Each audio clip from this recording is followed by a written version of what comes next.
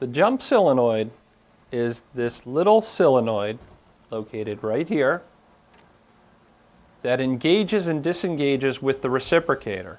It's what actually allows the needle bar to come up once it's been engaged so that we can do color changes. It's also used when you turn the switch off on the front of the head. It makes it so that the solenoid is engaged, pushing the reciprocator off to the side. Therefore, the reciprocator cannot engage with the needle bars. That's why the needle bars don't go up and down. Every once in a while, that solenoid will go bad. So to replace the jump solenoid, first thing we do is remove the cover from the wiper motor.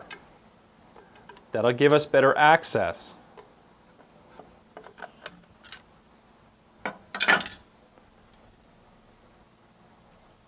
Now, the solenoid is exposed.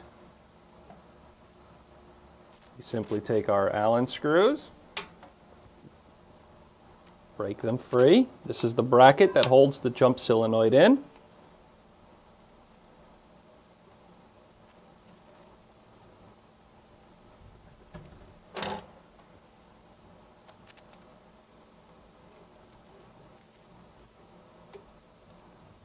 Remove those screws.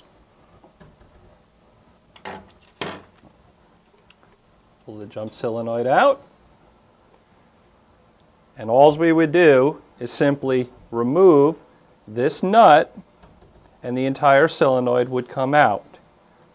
The bracket doesn't get replaced because there's nothing that can go wrong with the bracket. So once we put the new jump solenoid in place, we have to connect them. We have to disconnect the old one and reconnect the new one. So now we will remove the thread rack again. We do that by removing the 6 screws, raise the thread rack,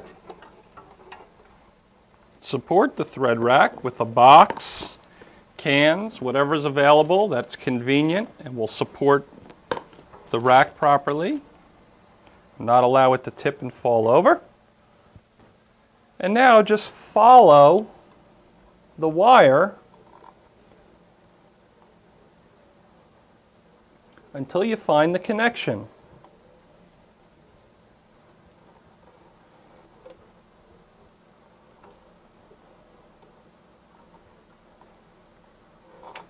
The connection is right here.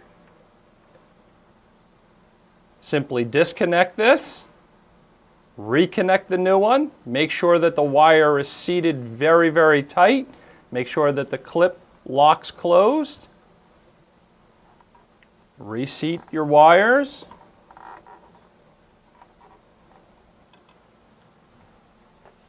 now we will lower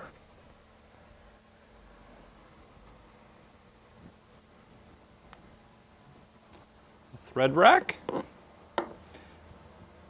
being careful not to pinch any of the wires that are underneath.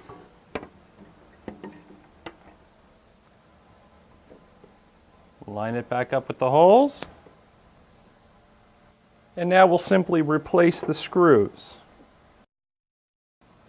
Once the thread rack is in place, now it's just a matter of mounting the solenoid back in place.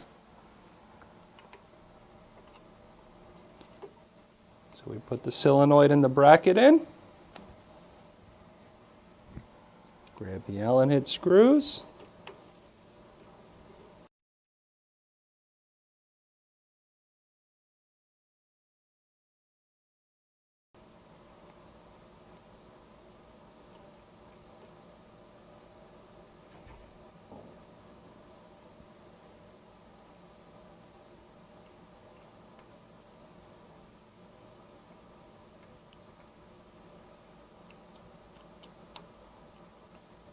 Tighten up the screws.